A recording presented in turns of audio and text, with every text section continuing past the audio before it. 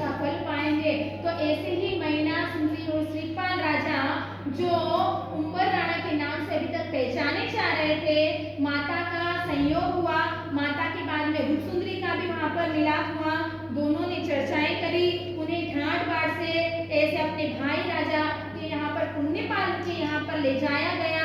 वहाँ पुण्यपाल राजा के वहाँ पर वह आनंद से रह रहे हैं। एक दिन बाहर महोत्सव लगा हुआ है, झरोखे में बैठे हुए हैं दोनों पति पत्नी, और उस वक्त वह माहौल देखने में मग्न बने हुए हैं। और उसी वक्त क्या हुआ, प्रजापाल राजा उधर से गुजर रहे थे और उन्होंने सोचा मैं भी कुछ यहाँ पर कौतुक देख लूं, कुछ नाटिका नृत्य वगैरह जो हो रहे हैं वह देख लूं। फिर यहाँ से मैं गुजरता हूँ। जैसे ही वह वहां पे देख रहे थे, तुरंत महल में बैठे हुए दोनों स्त्री पुरुष की तरफ उनकी नजर गई। मैना को तुरंत उन्होंने पहचान लिया, उनके मुख के इंगित आकार चेंज हो गए और एक अनर्थ हो गया। क्या सोच रहे हैं वह? अनर्थ हो गया है, मेरे कुल को कलंकित कर दिया है इस मैना ने। कर्म कर्म कर्म कर रही थी, नहीं रह पाई, दूसरों के साथ इसने विवाह कर लिया है। बड़ा मन दुखी हो गया। इधर पुण्यपाल राजा ने जैसे ही प्रजापाल राजा को देखा, उनके भावों को समझ गए, तुरंत पुण्यपाल अपने प्रजापाल राजा के पास में पहुंचे और तुरंत कहा कि यह दुखी होने का समय नहीं, खुशियां मनाने का समय है। आप जो सोच रहे हैं, विचार कर रहे हैं, बिल्कुल गलत है। आओ देखो सिद्ध चक्र का नौपत की क्या फल मिला है। नौपत की आराधना करने से महिला के जीवन में क्या बदलाव आया है आप देखिए। तुरंत लेकर गए और कहा कि सिद्ध चक्र की आराधना करने से ही इनका वर्ण, इनका रूप एक 16 कलाओं से खिल रहा है। यह वही उम्बर राणा है जिसके साथ में आपने महिला का विवाह किया है। जैसे ही उनके चेहरे का इंगित आकृति देखी, प्रजापाल ने सोचा कि हाँ यह वही व्यक्ति है। तुरंत इतने हर्षावह हो गए और सच में सोचने लगे कि महिला ने कहा था कर्म करते होए, कर्म के अनुसार ही सबको सब फल मिलते हैं। मैंने इसके साथ पिता होकर भी कोई कर्म कार्य मैंने नहीं किया है, इसे दुखी करने का मैंने बहुत उपाय किया, लेकिन इसके कर्म में पुण्य लिखा था, यानी खुद सुखी लिखा था, इसलिए वो थोड़े समय में वापस सुखी हो गई, राजवंश उसे मिला। मैंने तो कोड़ियों के साथ विवाह किया था और आज इसके कर्म में लिखा था कि मैं राजवंशी के घर पर जाऊंगी। तो ये सचमुच में कोड़ी नहीं, यह तो राजा का ही पुत्र है। सारी घटनाएं मालूम पड़ी। अब प्रजापाल महाराजा अपने नगर में प्रवेश करवा रहे हैं। बड़े ठाट बाट से हाथी घोड़ा रथ पैदल सेना वगैरह सबको लेकर आए और ऐसे अपने महल की ओर अपनी पुत्री को लेकर गए। जैसे ही राजमार्ग से निकल रहे हैं, सिद्ध चक्र की ओर नौपत की जय जयकारें हो रही है, जय नादे गवा रहे हैं, श्रीपाल मैना की जय जयकार हो रही है। कई लोग जैन धर्म की बुरी बुरी प्रशंसा कर रहे हैं और कहने लगे कि मैना ने अपना कर्म का सिद्धांत दिखला दिया है कि जो कर्म करता है वही होता है। कई लोग जैन धर्म को मानने लगे।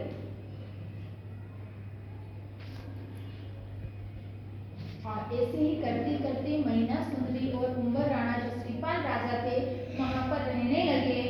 दिन व्यतीत होने लगे। एक दिन श्रीपाल कुंवर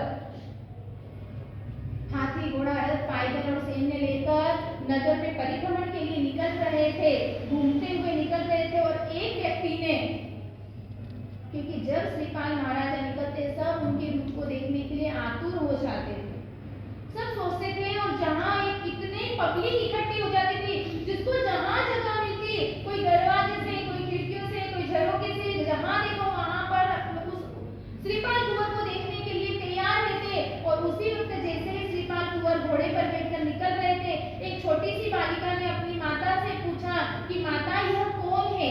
इंद्र है, देव है, कृष्ण है, राम है, कामदेव है, कौन है माता, जल्दी बताओ मुझे। और उस वक्त माता ने क्या कहा? राजा का जम्मई, राजा का जम्मई। अरे ना तू झूठा हाल कंपाल क्यों दे रही है? ये कोई राम है, ना कृष्ण है, कुछ नहीं है, ना चक्रवर्ती है, ना कामदेव है, यह तो अपने राजा प्रजापाल का जमाई है। जैसे ही यह शब्द कहे, श्रीपाल कुंवर के मन में लग गए। तुरंत वहीं से वह पलटा, राजमहल में आया, उदास मन हो गया। वह सोचने लगा कि अभी तक मेरी पहचान किससे हो रही है? प्रजापल का दुनिया में जमाई। 4 प्रकार के पुरुष होते हैं, उत्तम, मध्यम, अधम और अधमाधम। जो अपनी पहचान स्वयं बनाता है वो उत्तम पुरुष, जो अपने पिता के नाम पर पहचान करे वह मध्यम मध्यम पुरुष, जो अपने मामा के नाम से पहचाना जाए वो अधम पुरुष, और जो अपने ससुर के नाम से पहचाना जाए वह अधम पुरुष कहलाता है। मेरी पहचान मेरे ससुर से हो रही है, मुझे मेरी पहचान बनानी है, इसलिए वह सोच रहा है मुझे क्या करना। इधर राजा भी आए, उदास चेहरा देखा, सोचने लगे आज क्या हुआ, किसी नौकर चाकर ने इनकी अवहेलना करी, आज्ञा का पालन नहीं किया। श्रीपाल कुंवर से पूछा जा रहा है, तब श्रीपाल कुंवर क्या कह रहे हैं, मेरी आज्ञा का अवहेलना किसी ने नहीं करी है, मेरे मन में कुछ विचार है कि मुझे अपने राज्य वापस हासिल करना है, मुझे मेरे बाहुबल से कुछ करके दिखाना है।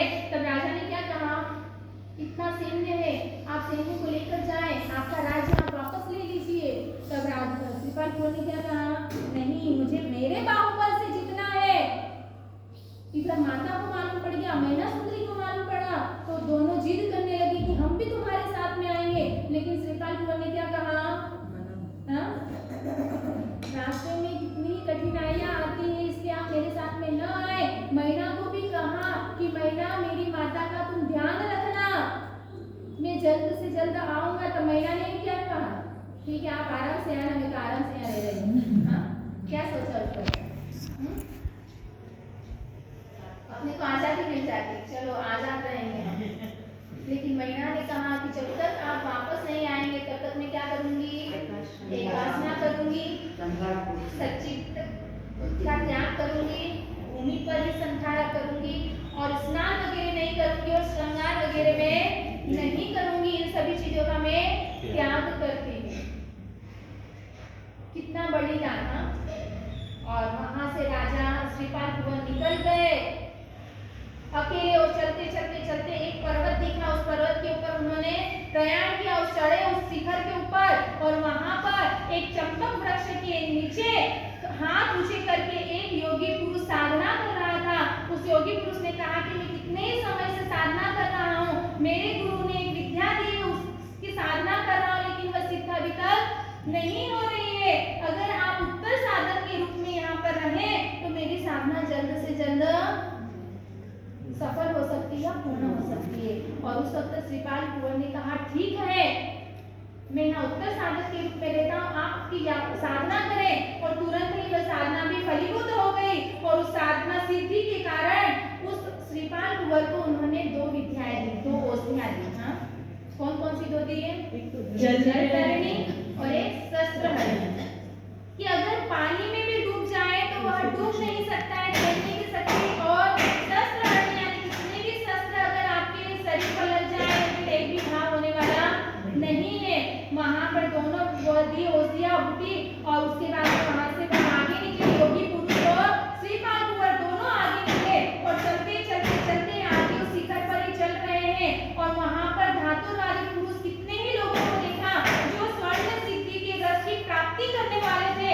उस योगी पुरुष को वो पुरुष कहे कि आपने जो साधना कर रहा था वहां पे हाथ खड़े करके, उसी व्यक्ति से वह लोग कह रहे कि आपने जो सिद्धि का प्रयोग बताया, हम इतना प्रयत्न कर रहे हैं लेकिन अभी तक सिद्धि प्राप्त नहीं हो रही है। उस वक्त श्रीपाल कुंवर ने क्या कहा, अभी मेरे सामने एक बार आप और कीजिए। जैसे ही श्रीपाल कुंवर वहां खड़े हैं और स्वर्ण सिद्धि की जो औषधि का जो प्रयोग कर रहे हैं, तुरंत स्वर्ण सिद्धि की प्राप्ति हो गई, बहुत सारा सोना बन गया। ऐसे भी कहते हैं पुण्यशाली ना पगले निभा, जहाँ जहाँ पुण्यशाली आत्मा पैर रखते हैं वहां पर कोयला भी सोना बन जाता है। हेमचंद्राचार्य के अंदर भी बताया गया, एक श्रेष्ठी के यहाँ कोयले की राख बना बना कर पीते थे, ऐसी गरीबी आ गई थी। तब श्री हेमचंद्राचार्य ने क्या कहा था, अरे इनके घर पे हीरे रत्न पड़े हैं और ये कोयले की राख बनाते हैं। जैसे श्रेष्ठी को मालूम पड़ा कोई पुण्यशाली आत्मा है, कोयले का ढगला पड़ा हुआ था, और हेमचंद्राचार्य को छोटे से बाल नहीं थे उस वक्त। हेमचंद्राचार्य उन्हें उठाया और सारी जगह पर उन्हें बिठा दिया। सारा कोयला क्या हो गया, सोना हो गया। सोना हो गया। तभी से उनका नाम हेमचंद्र हुआ। या पहला सोमचंद्र था। राइट, पहले सोमचंद्र था, फिर हेमचंद्र बना।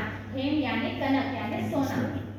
कोयले को भी कनक बनाने का कार्य सोमचंद्र महाराज ने किया था, इसलिए उनका नाम हेमचंद्र बन गया।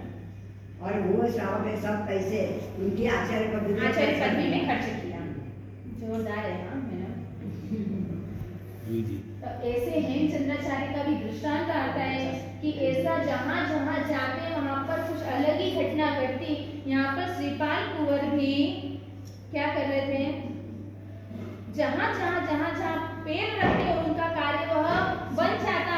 इतना सोना हो गया तो लोगों ने क्या कहा कि ये स्वर्ण आपको इसमें से जितना चाहिए आप लेकर जाइए।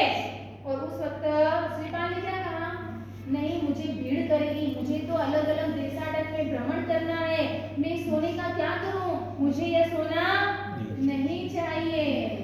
अपने को कोई देने के लिए तैयार है?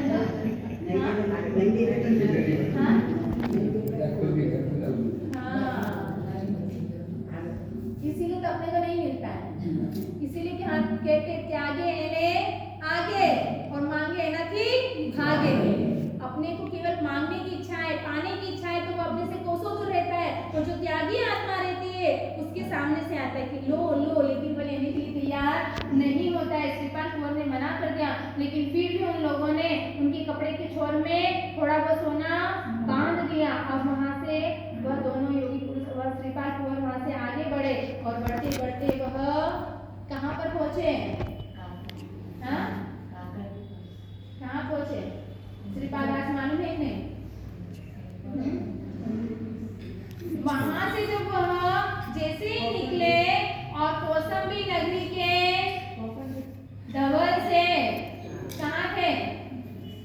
कौसंबी नगरी के धवल से ऐसे भरूच नगर के अंदर किसके लिए आए थे? व्यापार के लिए आए थे। ऐसे श्रीपाल कुंवर ने भी सोने को बेचकर जो भी चीज आए वह माल्या वगैरह बनवा कर, वह दोनों विद्याएं जो थी उसमें बंधवा कर हाथ पे उन्होंने बांध ली। और वह जो बाकी का जो सोना था उसे बेचकर शस्त्र वगैरह उन्होंने खरीद लिए थे। इधर वह श्रीपाल कुंवर भरूच नगर में आए, वह यही सोच रहे अब मुझे क्या करना क्या नहीं करना, एक जगह पर आराम कर रहे थे। इधर कौसंबी नगरी के भरूच में आए हुए धवल से वह बहुत ही माल लेकर आए, वहां पर माल भेज दिया। वहां से उन्होंने सोचा बहुत व्यापार किया, 500 जहाज भरे मालों से अब वह माल ले जाना है उन्हें। तो वह 500 जहाज के लिए उन्होंने कितने योद्धा रखे थे? 10,000 योद्धा।